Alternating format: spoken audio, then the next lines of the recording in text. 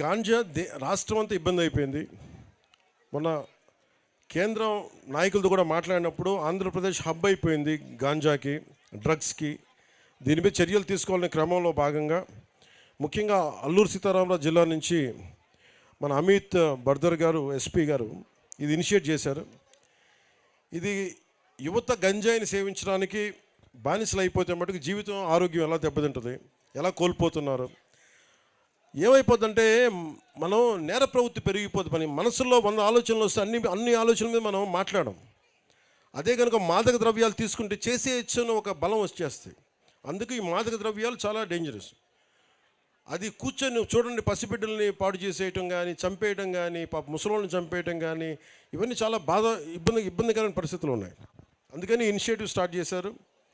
అలాగే దీంట్లో గంజాయి వలన సమాజంపై పెరుగుతున్న దుష్ప్రయోజనాలను తగ్గించడానికి మాదక ద్రవ్యాల వ్యతిరేక అవగాహన కార్యక్రమమైన స్వచ్ఛ సంకల్పం అని అల్లూరు జిల్లా పోలీసులు ప్రారంభించారు. దాంట్లో భాగంగా డ్రోన్ కెమెరాస్ తోటి గంజాయి పంటను గుర్తించి దాన్ని ధ్వంసం చేయడం, గంజాయి సాగుకు బదులుగా ఇందాక మీరు చెప్పినట్టుగా పసుపు, అలాగే ఇలాంటి పంటలన్నీ కూడా కాఫీలు కానీ, అలాగే స్పైసెస్ కానీ ఇవన్నీ పండించే వాటి విత్తనాలు పెంచడం, అలాగే వాటిని సాగు చేయడం, గిరిజన యువత కోసం స్వయం ఉపాధి కోసం స్కిల్ డెవలప్మెంట్ కోర్సులో ట్రైనింగ్లు ఇప్పించడం ద్వారా ఉపాధి కల్పించడం, టూరిజంని డెవలప్ చేయడం, అలాగే పాడేరు జిల్లా ఆసుపత్రిలో డీ అడిక్షన్ సెంటర్ని ఏర్పాటు చేసి గంజాయికి బానిసలైన వారికి వైద్యం ఇప్పించడం.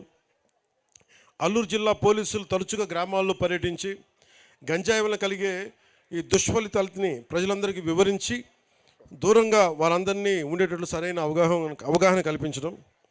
ప్రజలందరూ పోలీసు వారు కలిగిస్తున్న ఈ పై వాటిని సద్వినియోగం పరుచుకొని మాదక ద్రవ్యాలకి దూరంగా ఉండి మీ భవిష్యత్తుని బంగారుమయం చేసుకోమని మనస్ఫూర్తిగా కోరుకుంటున్నాను.